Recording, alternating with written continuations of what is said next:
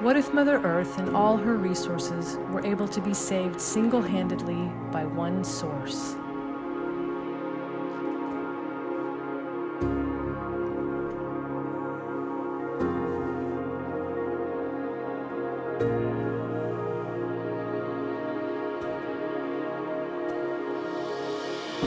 Join us this coming January to be part of an important conversation to help create a sustainable world with one of Earth's most precious and powerful resources.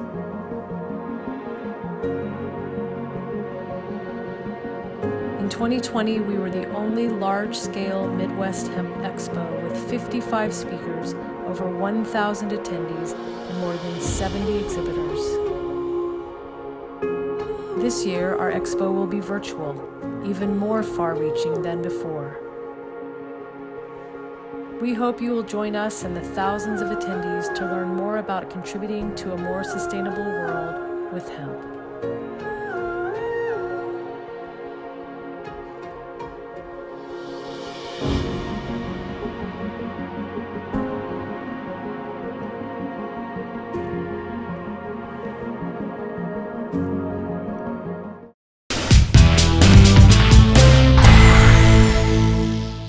This is Dave with iHemp Michigan. Welcome to the iHemp Hour. iHemp's mission is to educate, inform, and promote the research, development, and cultivation of industrial hemp here in Michigan. iHemp Michigan advocates for wellness in people and the planet through hemp, and it begins with the farmer. Let's go to Mike. Hey, Mike, why don't you kick us off with some news? Let's go to the video. All right, yes. So anyway, one of the stories that we ran on the Michigan Marijuana Report was intriguing, and I read it to Dave to make sure he thought it was appropriate. There's an Israeli startup called CanBreed that says it has used a gene editing technology to alter the genes in the cannabis plant to make the plant resistant to powdery mildew, fungus, and some other deadly plant diseases. Right now, and I think you mentioned, Dave, you were actually talking to the Israelis earlier in the week. They're really strong in cybersecurity, and apparently they're also strong in some of this farming stuff. Now, whether this is going to go anywhere and whether it'll come to the States right away, I don't know. But it's certainly something to take a look at because, again, I'm a city boy. I'm not a farmer, so I'll go to our expert here, Blaine. How bad of an issue is fungus for the farmers? Is that a really serious issue? Well, it depends on which phase the fungus comes in, but yes, it is for the buds themselves are growing, and then also in where they're drying, that also makes an issue there as well. Mm-hmm. Okay. Yeah. Another story I just wanted to point out, we had Andrew Brisboe, MRA director, on my Wednesday show, 420 Post, a week ago, but we've been sort of mining. It was an hour-long interview, so a lot of material. So we've been sort of mining that material and pulling out some of the more interesting factoids or at least predictions that he made. And one of them is he predicts that there'll be 4 million cannabis users, adult age cannabis users in the state of Michigan within a couple of years, 4 million. And he said that right now there's 6.7 million people in the state over 21. So it's a pretty healthy usage there. And he also predicted it'd be within 2 years, the adult legal cannabis business will be a $3 billion business in the state. And considering that the state state and local authorities get a big chunk of tax out of that, something to the tune of 16%. So that's a fair amount of money then that's going back into either the state or local entities. So interesting stuff. If you want to watch the full video, we have it available at mimarijuanareport.com. So back to you, Blaine. All right. Is that working a little better now? Yeah, it sounds better. Thank you. Good. I'm not sure if your mic is picking you up. You have a little kind of an echo there. So let me I'll move it a little closer, but for some reason, if it goes off, let me know, and then I'll switch to my other computer on that one. So anyways, yes, Dave, I have a lot of news today, and Nathan's going to fill us in on some of the news too. One of the big announcements we have today, of course, is that Michigan Department of Agriculture. Oh, we lost you. No audio. You dropped out. How's that? Can you hear me okay or not? Yeah. It'll work. We'll just go with that one then for right now. So the big news we have to announce is MDART is pleased to announce that Molly Mott will serve as the Industrial Hemp Program Specialist effective December 27th. She is joining MDART's Industrial Hemp Program Director, Gina Alessandria, who will be retiring in June 2021. This addition comes at an exciting time for Michigan industrial hemp following the United States Department of Agriculture approval of the state's industrial hemp plan, which began December 1. There's a long list of what Molly's been involved in, and we'll probably have her on the show just as soon as we can. So we're looking forward to having Molly. She's no stranger to MDAR, put it that way. She's been there for many years. So we're looking forward to that, and maybe Nate can maybe update us a little bit on that. Well, yeah, thanks, Blaine, and thanks for having me on today. And yeah, we're certainly excited to be working with Molly. I know she is a standout employee, like you pointed at MDARD right now, and I know she's going to do great things in the hemp program. And as you know, just from a legislative angle, I'll certainly be working closely with her, and I'm looking forward to that as well. So I know I've got a touch base coming up with her in the near future, and we'll keep the ball rolling. Okay, well, thanks, Nate. I'll have something for you in just a little bit too on this pet thing a little bit here, pet bill. So with the new, with President-elect Biden coming in, he's announced Tom Vilsack as the Secretary of Agriculture, which many hemp advocates argue is beneficial for the industry. Vilsack held the same role under President Obama from 2009 to 2017, after serving as governor of Iowa from 1999 until 2007. Vilsack is a longtime champion of hemp, and we cherish our strong working relationship. During the previous stint in that position, Jonathan Miller, the General Counsel of U.S. Hemp Roundtable, we are incredibly optimistic that he will help provide the leadership and clarity necessary to unlock opportunities in the hemp industry. So very forward there, and I take Jonathan Miller's word pretty good. He's pretty connected politically, so if he thinks it's a good thing, I think that's a good thing for all of us. So USDA calls on hemp operators to apply for supply chain research grants up to $10 million. Yes, that's $10 million. But before you get too excited, the grant, the intent deadline, the letter of intent is January 7th, and the application deadline is April the 1st. Those eligible include land grant institutions, for-profit organizations other than small businesses, individuals, Native American tribal organizations, nonprofit private institutions, higher education private institutions, and state agricultural experimental stations. And the project is to help with the supply chain system, new and improved strategies for bio-based production, and improve food, feed, industrial, or other high-value added products. So we'll have some more information on that, but it's nice to know that we're getting some money behind for people to actually do some additional research on this. As far as the hemp prices go, things are really have not really changed. The hemp biomass I'm just going to give you Colorado because we're really not the southeast, but basically it's 52 to 55 cents per point on the biomass. And if you have organic, the full spectrum distillate, it's $550 a kilogram. The isolate, and it actually is up a little bit, it's $737 per kilogram.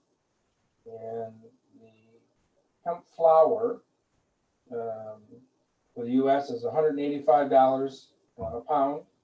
Smokable flour. The organic flour is $212, and the grain is still in that 50-cent mark. And for organic grain, it's a little above $1, $1.12. And the fiber is going for about 9 cents a pound on that. This thing from next. Another big news. We've talked about it. We've asked for it. So careful what you ask for. Senator Paul Rand has introduced a bill called the Hemp Economic Mobilization Plan. We need to get behind. We need to contact all of our representatives. This is in the Senate side now, but we need the House too, while they're on vacation here, and let them know that we'd like to have support for this. The Senator Paul's proposal amends the definition of hemp from 0.3% to 1% THC. Requires testing of hemp-derived products rather than hemp flower or the plant Big itself. difference. Require the inclusion of a seed certificate copy when transporting hemp from the farms to processing facilities to certify the hemp was grown from seed containing 1% THC on a dry weight basis. And they're doing that because they're not going to test. Their idea here is not to test the plant, it's to test the material. So there would be no COA or anything from the state that says it's below that. You just have to have that seed variety that says it was below that. Create transparency and certainty by defining the margin of error in hemp testing. So this is the shortest bill I've ever seen or read. It's 4 pages. We'll get this up on the website so you can actually read the bill. It's there now. Yeah. It's linked up on the homepage. Already there, Dave? Okay. Yep.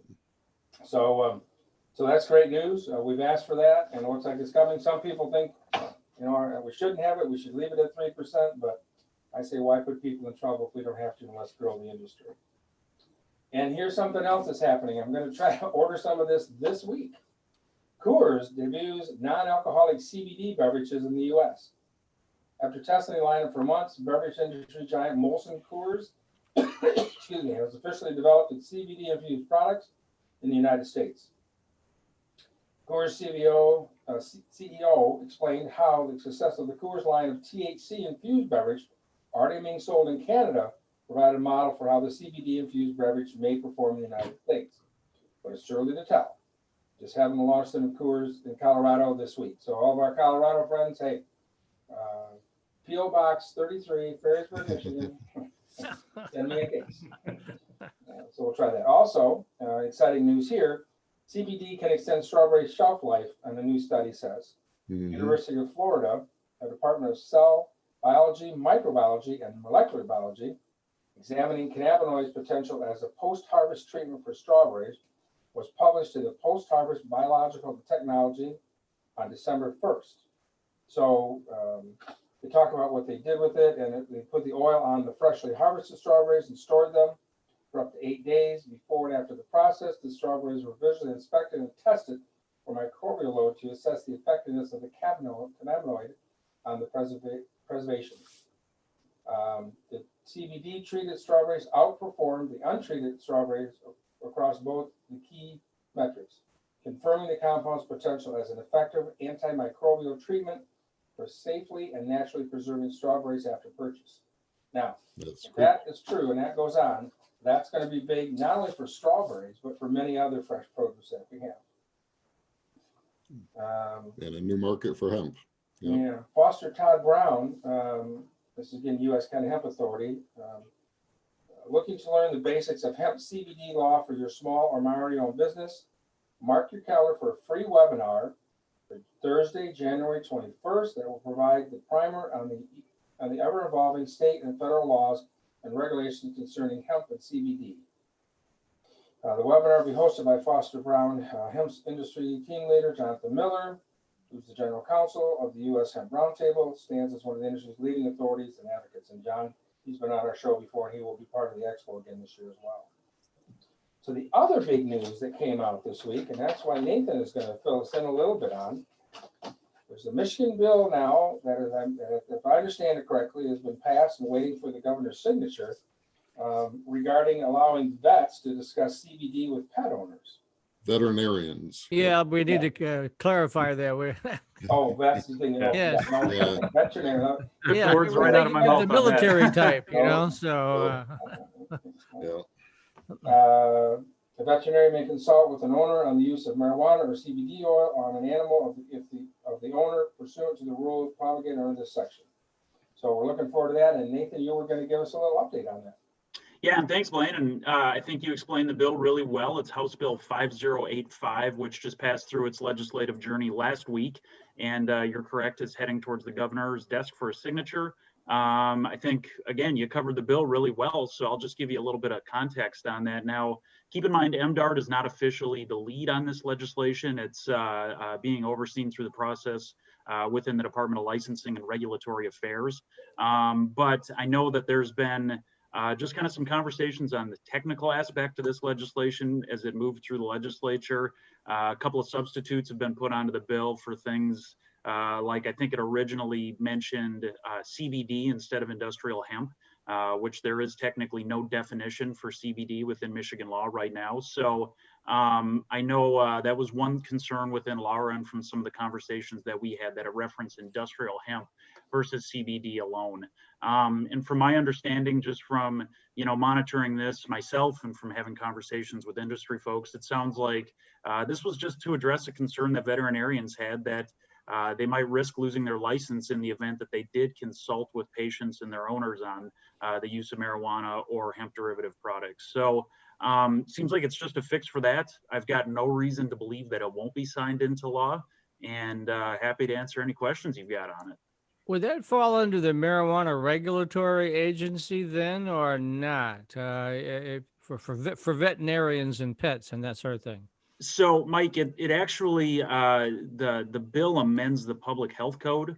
So I don't know what Laura would want to do as far as oversight on this. I don't think it has a whole lot of impact within the department. It's probably more on their licensing aspect, if anything. So I wouldn't think so. Okay. So what it says here, Mike, it says is if the bill becomes active, it will be used as an amendment to Part 188 of the Michigan Public Health Code, which regulates veterinarian medicine. Okay. Yeah, so that's Laura's interest is the licensing piece of this. Yep. So as long as they, you know, abide by whatever rules that MRA puts in place, then their license wouldn't be affected. Yeah, and I think, you know, just as an important reminder here, you know, the FDA has reserved the authority regarding food and cosmetics. And, you know, unless it's something that's considered generally regarded as safe or grass, the FDA still doesn't view these as lawful or has really weighed in a whole lot on it. So just to keep that as part of the discussion as well. Yeah. Mm-hmm. Well, great. Thanks, Nathan. We're looking forward to working with you guys in the new year, and you know, that'll be fun as we bring in a new director, I guess, for this whole thing. So we're really interested in working with Molly. We've had a great relationship with them, Dart, and we expect that will continue as well. So Yeah. Fantastic. Thanks, everyone. Thanks for having me on. Thanks, Nate. Take Now care. we should have Molly come or appear on the Midwest iHemp Expo here at the end of January, right? Then she can talk to the hemp farmers. I think that'd be a good idea. Scheduled to be part of that We're discussion. working on that. Okay. We already have a meeting scheduled. So Yeah, okay. MDART will actually be kicking off the expo this year. They're going to have a 1-hour segment to talk about the rules we have and all that stuff prior to the actual opening of the expo. So yeah, we're using them as our lead. All right. speaking of the 2021 Midwest iHemp Expo, we have a sponsor of the Midwest iHemp Expo here with us today. And before I introduce our sponsors, let's just show, I've got this little promo video real quick. I'm going to show for the expo, you know, so if anybody's not creating a sustainable world. Oh, hold on. I forgot to click my button. Yeah, there you go. See, Guys, click gotta that keep an button. eye on me. Dave, you always forget that button, you know. So. Button. I don't know why they do that. So it's a real quick promo on the we're creating a sustainable world with the comeback crop. We are industry building. We're smarter. New markets are developing. Major industry is joining the conversation. The 2021 Midwest iHemp Expo will be packed full of valuable content. You'll be able to access that content all year. Come learn, network, share, and grow. We'll see you at the expo, MidwestIHempExpo.com.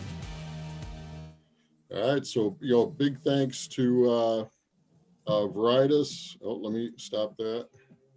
Well, I like the sponsors voiceover too. The guy doing the voiceover, I really like that voiceover. So I tell you, yeah, it's not as good as our other one, but it's a lot shorter.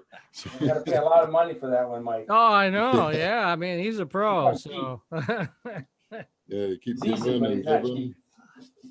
So Gregoire Michaud and Todd Welch from Viridis Labs in Lansing.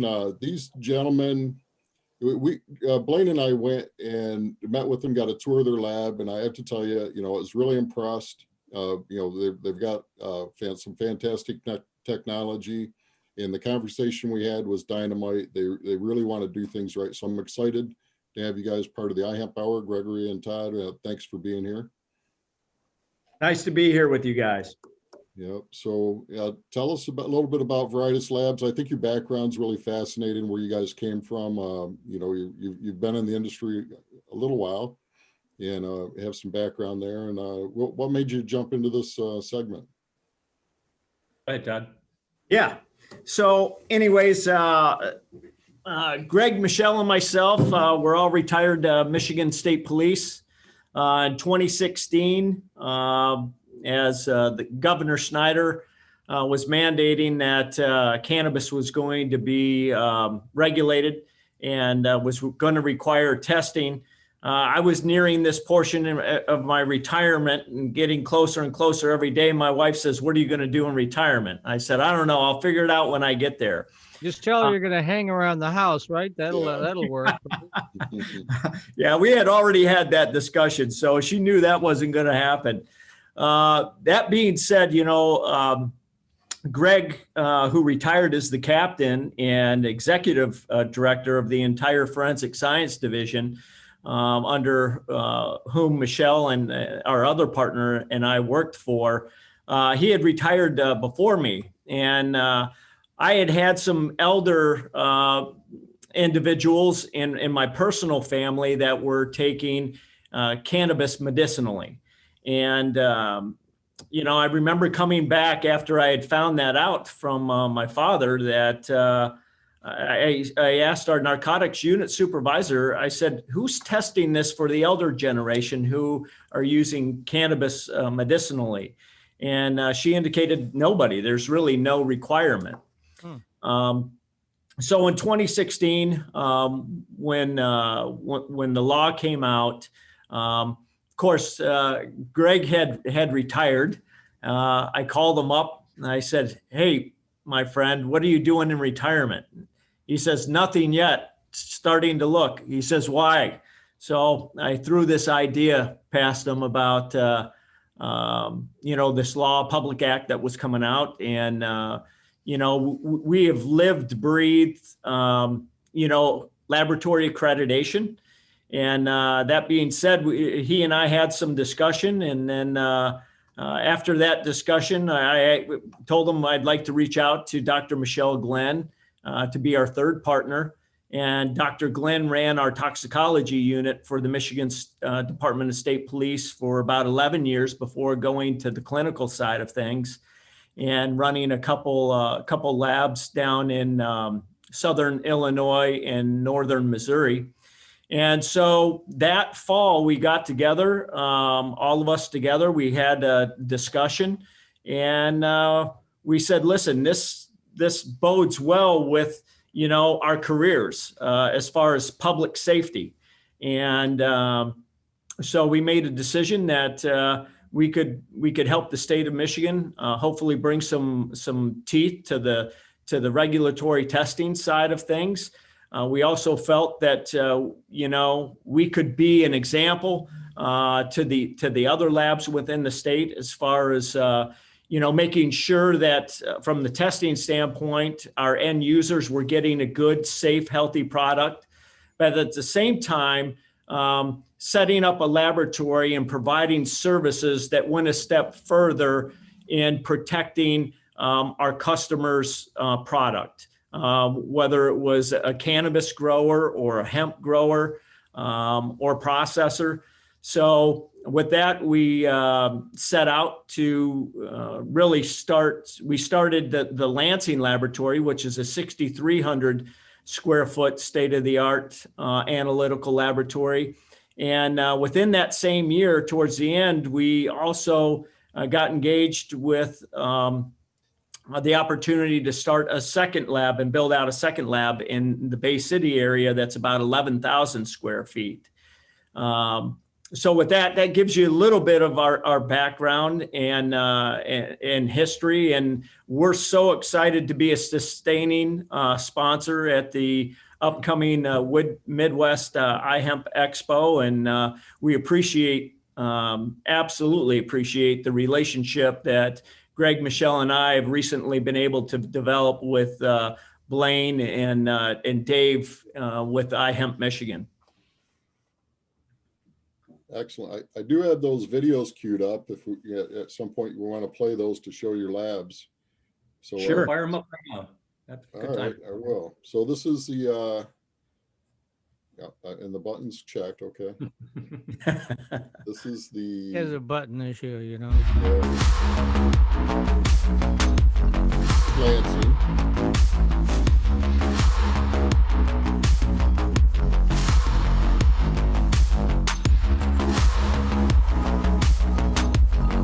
And I want to talk about some of your technology.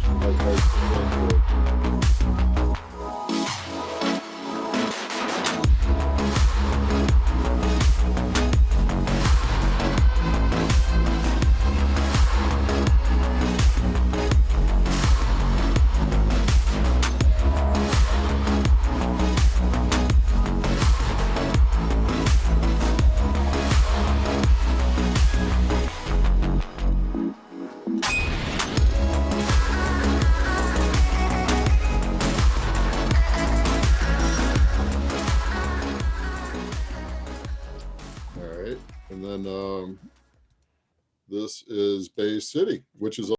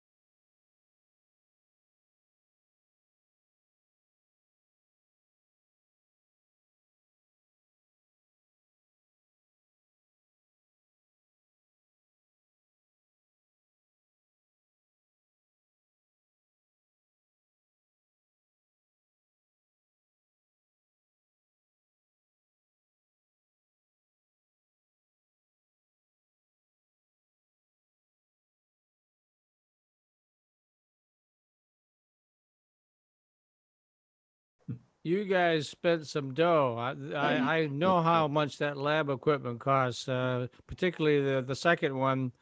Wow, I'm impressed.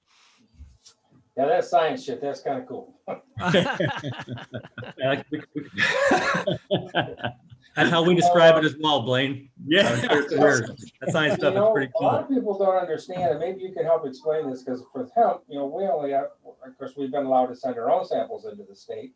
That's going to change, how they're going to come out and get it. But maybe you can explain a little bit on what has to happen on the medical and recreational side, both, I guess, to be able to do this. I mean, you got to go pick up the samples, you got to pull everything. So explain that a little bit so people understand the difference there. Yeah, absolutely. And for the record, Mike, I was given the permission to stay at home when I retired. So Yeah, my dad lasted 11 days before my mom kicked him out. So, I mean, you know. and then I picked up that phone call from Todd, and then the rest is history here. So we've enjoyed the travel to this point here. In fact, last Monday we checked one of the final boxes there and received our adult use testing license at Lansing. So both of our facilities now are licensed to test both adult use product and medicinal. Well, that's great, product because from the previous there was only 6 labs open in the state for adult use. And, there's just so much product out there. It was such a bottleneck. So that's great. Now we're up to 8 then. So. Yeah, you can tell by the capacity, especially in our Bay City laboratory that we built it for just that, for the growth. And now that we have a projected 4 million users in this state, maybe that that dream will be You'll lived. be very, So, very busy. Yes. yeah, I think Todd was hiring some people here this morning, actually, some of the field techs, which is a good segue into your question there, Blaine, regarding the collection of all this material that needs to be tested before it can get to market here. And I think there was something recently that came out from MDARD along these lines, the changes for all you guys as well with respect to, yes, we have to go out and collect the samples from the growers and the processors. And bring them back to our laboratories. All that is tracked in the state of Michigan's and the MRA's metric system, the statewide tracking system. So it's has a solid chain of custody on it with manifests and a lot of strict regulations on the traveling to and from these locations and maintaining possession of them and tracking them all through processing through destruction. So that's I think where maybe MDARD is trying to get with the hemp industry as well. And one of their recent, it sounds like they have put some directive out there that all the licensed farmers need to request a collection here, I think. So, and And then, that started For the compliance. What sort of digital chain? Those- Oh, I'm sorry, I'm interrupting. What sort Okay. of digital chain of custody do you use, Greg? What are you using? yeah, so there's two different levels of chain of custody. The one is that the state requires, and that's really within metric. So whether it's just our research and development testing, which we do see a lot of prior to the actual regulatory compliance testing being done by the customers. That's all done through the state of Michigan's metric system, like I said. And then we have our own internal chain of custodies as well, primarily for our laboratory accreditation purposes and just obviously good, laboratory practices and quality assurance. So obviously coming from the environment that we've come from, and that chain of custody is crucial. And so we, especially when we've gone to court so many times in our careers to testify, I think Dr. Glenn is probably one of the most well-respected expert witnesses in the state of Michigan, probably have testified in every court at least once in the state of Michigan with respect to toxicology results. So pretty solid chain of custodies that get audited by the MRA on a regular basis, and then to ensure that those samples have maintained their integrity from collection through testing. Has there been any talk with MDARD for your company being able to go out and do those tests, or do you think they're going to use their own sample people, or how do you think that's? Well, it's still, everything comes down to MDARD's testing here for the product to certify it there so you guys can harvest it, obviously here. Underneath the Industrial Research Act by MDARD there does seem like there's some allowances for the bringing of the samples to testing laboratories to test for cannabinoids. So we're hoping that in 2021, there's some more clarity being brought to the market where the safety compliance facilities can be utilized. I know that MDARD, I think, favors that because they only have limited resources. And now when you're talking about the number of licenses that you have on the hemp side of things here, it's impossibility, especially if there's more regulations coming with testing, for them to probably keep pace with the volume of testing that really is coming to the hemp side of things. Well, you have to be, right now, it has to be DEA approved, and I understand you guys are working on that, and you guys, because of your relationship with, like you said, the forensic testing and such, that should be a no-brainer to get that done. Once you. Yeah, we're anxiously awaiting the final review on our application there for DEA licensing. We've been in the process for several months with them now. We have an agreement with the MRA to be able to do the testing for the Michigan State Police cases that they, start to look at with respect to, the investigations that they started up here. So, we used to test it 20,000 times a year for in our forensic science laboratories qualitatively for just the presence of the THC. This is kind of along that experience and expertise. I kind of brought some comfort to our old stomping grounds to utilize us here. The backlogs in the crime laboratories are pretty high, and they don't have the methodologies developed yet to quantify the THC and the CBD. I think they're getting close from what I hear from my fellow colleagues there. But in the meantime, we've been managing those criminal investigations for the state police. So at the end of the day, it's obviously very similar plants, right? And so that's a good point you make that, because one of the markets for industrial hemp is the smokable hemp. So Mhm. it seems to be pretty popular, again, getting more popular. And it's really basically the same thing as it is for the recreational use and for the medical. So when you get your samples in, what things are you looking for? What things do you test in that sample? That'd be interesting. I think people know how extensive these tests have to be. Go ahead and jump in there, Todd. I'll let you. Sure. Yeah, honestly, Michigan has one of the most stringent testing requirements across the country. They've really taken it to great lengths to make sure that the end user, and as we all know, originally was the medical patients, and now that it's AU, anybody. But they've gone to great lengths to make sure that the general public is getting a good, safe, healthy product. The requirements that the state of Michigan have mandated include a foreign material test. They want to make sure that there isn't any inorganic material, plastic from the trellis netting that the growers are using in their processes. Metal shavings, maybe from their trimming, mechanical trimming processes, wood, anything like that. We've also have to test for water activity, can't exceed a certain threshold. We have to test, obviously, for cannabinoid profile. We have to test for a number of different microbials, Salmonella, E. coli, Aspergillus, total yeast and mold, and total coliform.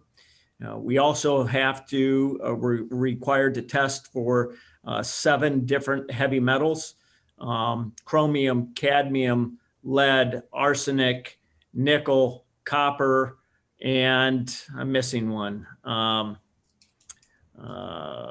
think I said lead.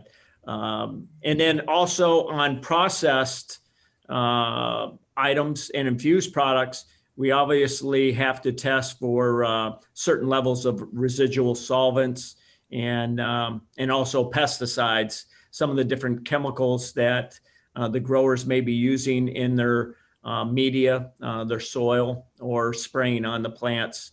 I believe there's currently 61 different pesticides that we have to test for. Wow. So the regimen of testing that Michigan has mandated, they've been very thorough in making sure that any individual in Michigan receiving any type of cannabis product is getting a good, safe, healthy product. Just to be clear, though, that's just on the 0.3 and over side. On industrial hemp, they just need to know if as long as it's not over that 0.3 at this point. That's correct, Dave. So that's any other testing that to market your smokable hemp flower or your product, your gummies or sabs or whatever, that's something that companies need to do on their own, and that a company like yourself would be where they would have that done. Absolutely. So absolutely. And I mean, listen, market shares everything, right? And your product name and branding is everything in this industry. And there's nothing that can kill somebody's branding and their market name than something getting out that's dangerous for human consumption.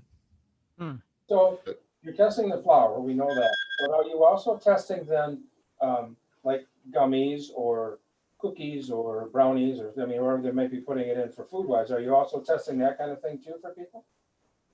Yeah, absolutely. Go ahead, Greg. Yeah.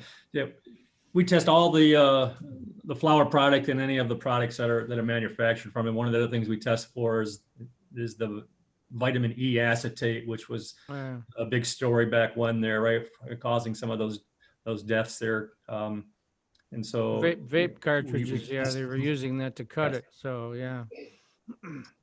So it has to be below a certain level, a certain threshold, as Todd mentioned there, what we call action limits in the laboratory there, to whether we pass or fail that product. But we test the whole gambit of the products that are out there. And depending on what its final stage is going to be for retail here, it depends on the tests that come in or that we attach to it when we go out and collect it. So it has to be tested really for everything that it's going to be planned to be in its final stage. So if it's going to be a concentrate, we may not test the flower for everything initially here because it'll come back into us as a concentrate or after we collect it and make sure that. When are you pulling the samples? Are you pulling the samples when the plant is like right near harvest? Or is it after they've harvested it and dried it and got it ready for sale? What part of that you guys test? Yeah, good. It's a good important point to make there, Blaine, because it's totally different between the hemp industry and the marijuana industry, right? Where you guys have to have your samples collected a couple of weeks prior to harvest. Obviously, the water activity level is a pass fail for the marijuana industry. So they have to have, which in water activity for the listeners that aren't familiar with what that is, it's a level that's used throughout the food industry and consumable industry to determine the propensity for that product to grow total yeast and mold, basically, to be able to sustain those of microbials. So depending on whether it's flour or an infused product or a food, there's certain levels that it has to be below. In order to get it below those levels, you have to cure the plant and dry it. And so to get below those levels. So these are all post-harvest collections that we make on the marijuana side. And usually it's, a few to several weeks of curing by these growers that needs to take place in order to get those water activity levels down to where they need to be. So they've got all that expense, they've harvested it, and most likely it's usually in a trim form, I'm assuming, when you get it to probably? Correct. They'll have it trimmed into certain batch sizes, depending on how many batches they're looking to get from that harvest. The batch sizes are controlled and regulated by the state of Michigan as to what those maximum batch sizes can be, depending upon whether it's flour or for the infused products or the concentrate. It depends on the lot size as well. So yeah, they depends on in the enforcement side of this necessarily, but somebody comes in, you do a test and it comes out, it doesn't pass. What are the requirements from for the grower, I guess, or the dispensary or whatever it is? What's their requirements then? What do they have to do to make sure that product either doesn't get into it, or there's any way for them to remediate it and fix it? Yeah, of course. I mean, there's, depending on what it failed for, they do have remediation protocols in place by the state that they can look to try to remediate whatever it did fail for. So, and when they do remediate it, then it requires us to go out and collect 2 separate samples of that remediated product. And then both tests have to pass at the laboratory in order for them to get that product released from metric and headed to retail at that point. I have a question for you. As you know, Senator Rand Paul has introduced legislation to raise the THC level in hemp up to 1%. Would that make your life easier? I know it'll make the farmers' lives a lot easier, but if that happens, if it moves forward, any changes for you guys or what? Well, we have the capabilities to detect pretty low levels of cannabinoid presence there. With respect to the hemp side of things, I mean, we focus primarily on testing the marijuana products that are out there. So if we have a marijuana farmer who's growing at, 0.3%, then they really shouldn't be in the business. Yeah, right. That's the wrong business. So, But obviously, trying to find the origins of where the 0.3% THC, started and why that's a significant level. For us in law enforcement, people would always ask us when Todd and I were working the roads, I can be back when blood alcohol levels were higher than what they are at 0.08, but even using 0.08 at that level, I think it used to be 1.0 or something, wasn't it? It used to be, 0.10, and then it was higher than that prior to that. But they're like, I can be at a 0.08 and not impaired. Well, the same can be said, I think, for people who smoke 0.3% plant material that probably aren't reaching that level of impairment. No. So It is an interesting level. I kind of applaud Senator Paul's efforts here, I think, because I think it really does put a huge burden to grow a hemp plant at that low level of 0.3% THC takes a lot of hard work, a lot of time and The effort. other thing he and a lot did of in R&D. that is that, you know, he specified that the end products would be tested, you know, because that's really where the rubber meets the road. You know, it's not what you have out in the field. I mean, it's never made sense to me the way the whole process is set up right now. It doesn't. Right, because when we talk about, I mean, the moisture content and the water activity levels, they do have an impact on the cannabinoid profile. And so it can change it significantly. So, you know, testing prior to harvest, if we were to test that post-harvest and having it cured, like the marijuana side of things, is it's most likely that THC level would change. That's why they require decarboxylation of the hemp products, meaning that they're taking all of that THC the acid form that grows in the plant, and converting it all to the THC before it gets tested there and produces that result. Do that same thing? Do you have to decarb to be able to get the THC level, or is there a different method that you use to get the THC level? For the marijuana side of things? Mm-hmm. Yeah, so there's really two methods that you analyze. You can analyze cannabis with. For the GC, which is the gas chromatography method, and the mass spec side of things, that has almost a built-in decarboxylation process because of the temperatures of the injection port and the ovens that we shoot our samples through. It immediately takes all of that THCA present in an extracted sample and converts it to total THC at the back end. The other method, which we use for the marijuana side, because we need to quantify for the growers, they want to know that full cannabinoid profile, right? So we offer 5-panel, 10-panel, and 15-panel cannabinoid profiles. And so breaking those cannabinoids down into the actual delta 9 THC, the delta 8 THC, the THCA, the CBD, the CBDA is all really important so they can get that labeled, because they all have different meanings to the consumer and to the producers.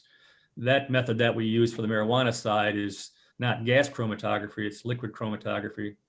And so the liquid chromatography allows us to extract out the individual cannabinoids in their existing molecules. It doesn't convert any of the acid versions of those molecules into the standard delta 9 THC and the CBD that you see.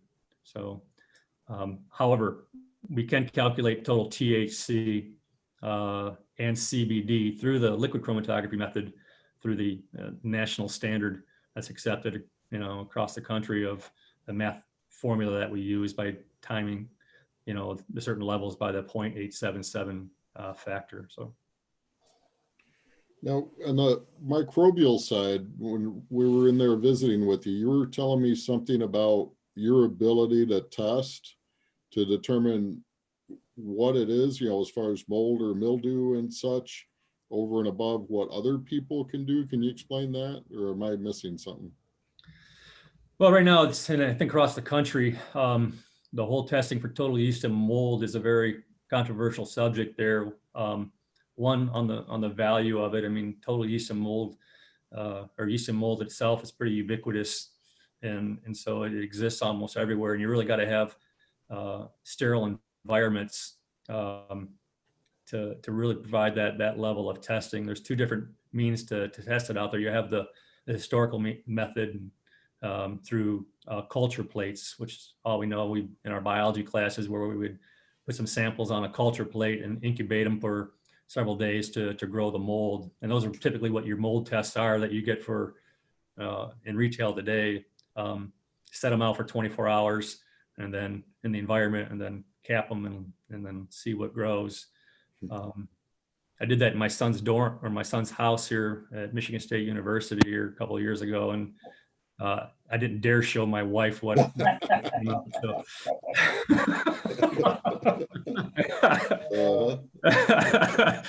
So, and then the other method that's being used out there right now, in which obviously we employed for doing biology samples in our forensic labs, is what's called polymerase chain reaction, or qPCR. It's a genetic testing basically for those contaminants, the total yeast and mold, the E. coli, the salmonella. Very, very sensitive, very, very specific testing that goes on. It's more efficient, quicker, and has more throughput than the traditional plating. It takes away a lot of the subjectivity by the scientists to determine really how much and what types of molds and yeasts are present on that plate. So right now, the state of Michigan is kind of leading the nation with an effort here, I think, because you have a lot of states that are pulling away from testing total yeast and mold. We do look for total yeast and mold during our foreign matter inspection as well. And that's a real telling sign of whether the product should be failed or not, if you can visually see the mold. When we get into the qPCR technology, we're looking at the cellular level and detecting the RNA and the DNA of that species here, and it's pretty dang specific. And but what does it, the value of that? Some states have totally done away with it at testing at that level. So you guys were telling us a little bit too about how you built the labs and all the care you took into the different rooms and woods versus material and metal and all that stuff. So it's pretty interesting. Yeah, this is where, when I was with state police, and Todd can attest to this because he helped build one of the laboratories as well there at Lansing back in 2000, and we changed our laboratory from East Lansing out to the secondary complex in Lansing. That was one of 3 laboratories that I was directly involved with building for the state police when I was there and in the director's seat. And so we know the importance and the significance, especially when you're working with DNA, level detection, that it's important to have the precautions in place to make sure that those rooms are sterile and isolated from each other, so there's no chances, or minimizing the chances of cross-contamination.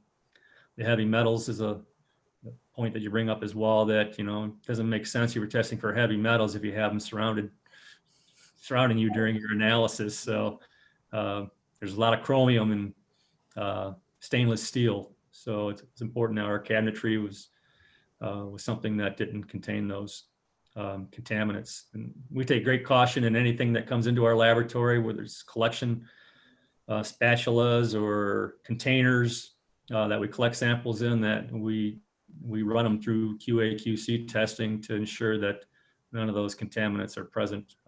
So it is a culture that has to be developed in these laboratories, and that gets developed over time. And Todd alluded to that we have been running in accredited regulated laboratories most of our careers here in forensics. So we live and breathe it.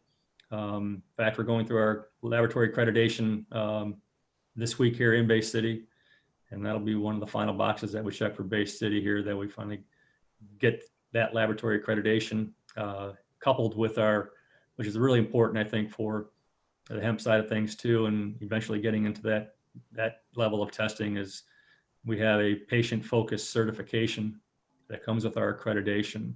And so that's a level above and beyond the standard that we're accredited to, which is ISO 17025. And we have a very robust accreditation program through A2LA, one of the leading accrediting bodies in the nation. They just don't do cannabis. I mean, they were around when we were doing forensic science accreditations for all of our laboratories as well. So it is something that you really got to take serious. And then at the end of the day, leads to obviously better quality testing and a better product out there on the market. So let me ask you a couple quick questions. What's the typical turnaround for a test? I know there's a range, but I mean, ballpark figure. Todd? Yeah. So for regulatory compliance, we're hitting 3 to 4 days. Okay.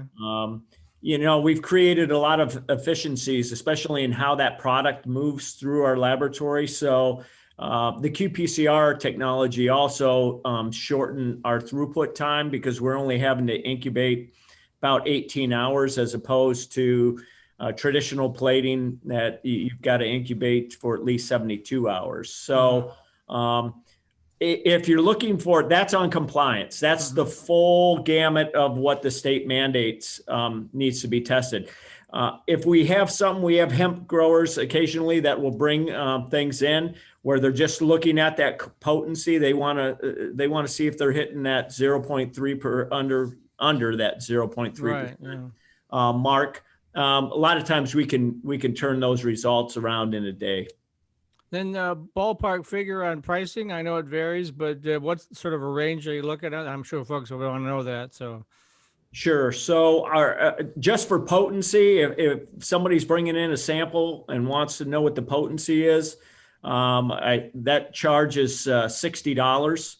Of course, if they want a 5 or a 10 or a 15 panel cannabinoid profile, I think those are $30 for additional for each increment, for the $30 more for the 10 panel and $30 more for the 15. Okay. As far as regulatory compliance for cannabis, our rate is $580. Okay.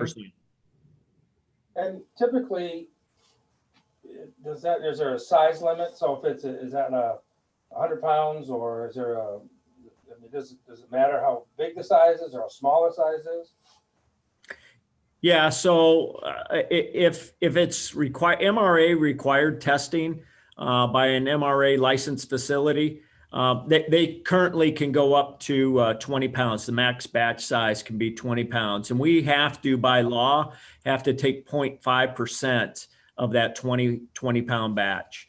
I think that number is going to creep up a little bit in January to 25 and eventually make its way by June of 2021 to 50 pounds.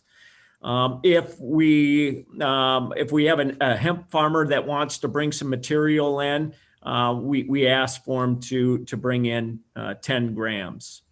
One consideration for your viewing audience would be also is over time to figure out how the state or know what the state's protocol is for how they're going to sample from your crop, so that you can kind of do that yourself before you call them out, and you can do your own R&D, and you're taking the sample very similar to how MDARD's agent's going to come out and take that sample from your plot. Yeah, unfortunately, they're still taking the top 2 inches, which isn't fair. Yeah, that's the question I think that difficult to answer here is what is a representative sample, and that's why we take great care in our homogenization processes here in the laboratories to make sure that what we collect, it's thoroughly mixed before we put it into our expensive boxes to say what's there and what's not there. So really appreciate you guys being on the show today. How can people get a hold of you?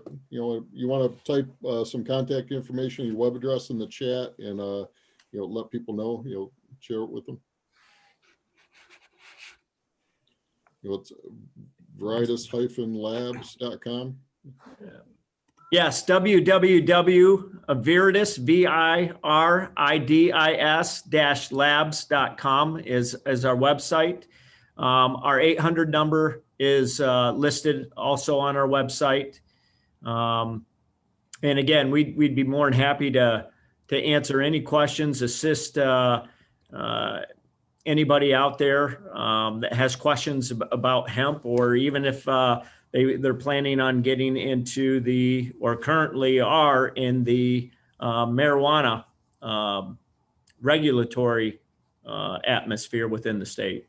So do people overnight you the samples? Do they drop them off? Do you pick them up? How does that work? They drop them off to us, Mike. Okay.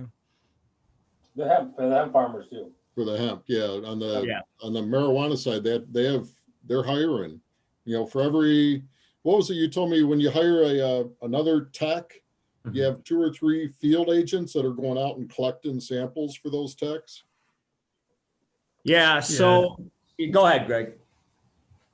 No, Todd was just in interviews here this morning for additional field techs, and the field techs are which drives our need for personnel within the laboratory, such as our lab techs and our scientists. So, for every field tech that we hire, their capacity to collect, if the demand is out there, obviously it leads to us hiring 1 laboratory tech, and then for every 2 laboratory techs, we'll probably hire a scientist. So that's kind of our formula.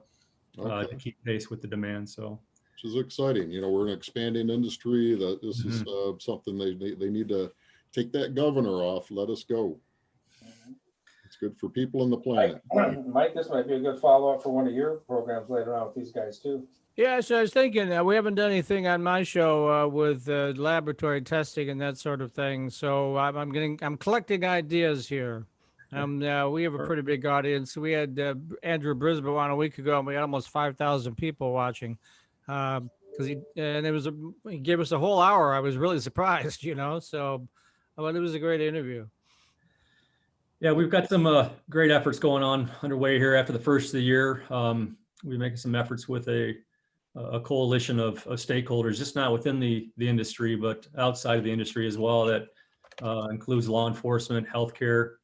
Some of our other partnerships there that because existing coalitions today are kind of like segment specific, whether they're the growers or the processors or the labs.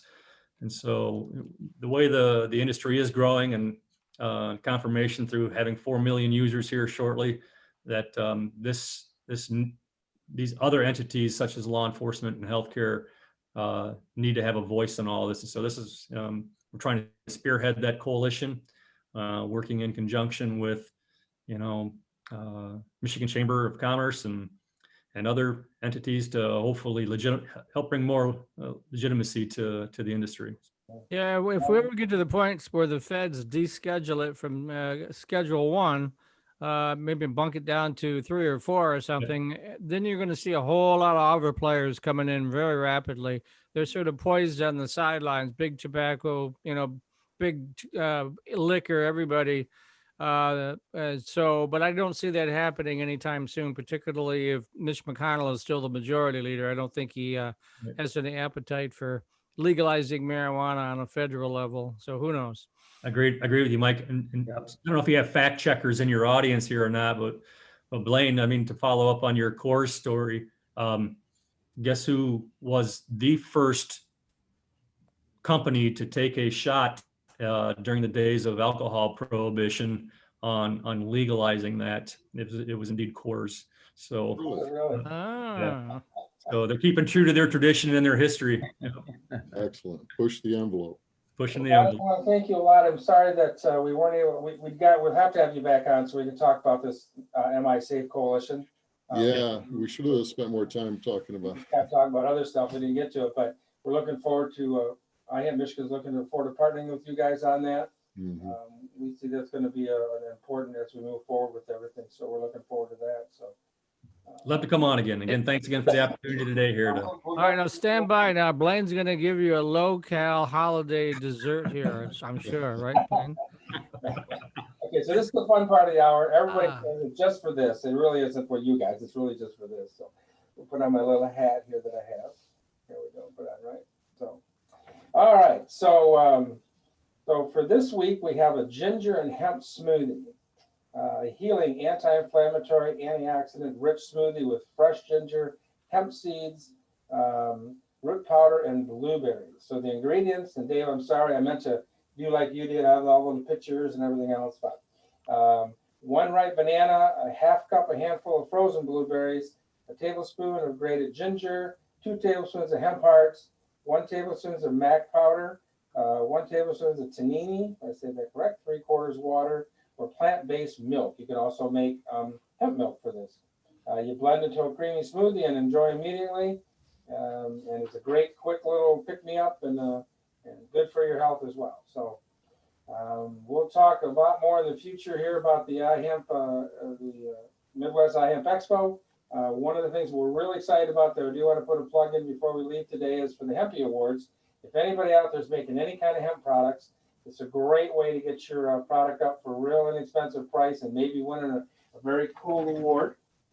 I can show you the awards. We have our award. It's actually a hemp bowl. It's actually made out of hemp. And we have a gentleman turning them for us and making them. Plus a great way that everybody can find out about your product and link to your page, and you can get that all out there. So we look forward to all that. And guys, thanks again. Anything for the last? Are we having a show on Christmas Eve, or we're passing? Thank you, Mike. Thank you very much for that. No, we are not having a show next week. So we hope everybody has a blessed and a safe holiday over that. But not next week, but we will be having a show on the 31st of December, Christmas, New Year's Eve. We will be having a show then. Yeah. We hope to have on that show, we hope to have Greg Pawlowski talking about growing hemp on property in and around Detroit area, the vacant property there. So that's our show for on the 31st that we hope to. And we'll have we'll probably have a few other guests on that show as well. So look forward to it. I'll be wearing my tux for that show. So we'll make a little, That's it. Can't wait to see Dave Grable in a tux. That's going to be worth the show right there. So I can get one of those tux t-shirts. That would work. yeah, that's what I was thinking. Perfect. All right, guys. Thanks. All right. Well, Merry Christmas, everybody. All Peace right, and Merry love. Christmas, Thank you. everybody. We look forward to seeing you guys at the expo. Yes, right, sir. Absolutely. All right. Take care. All right. Bye-bye. Thanks.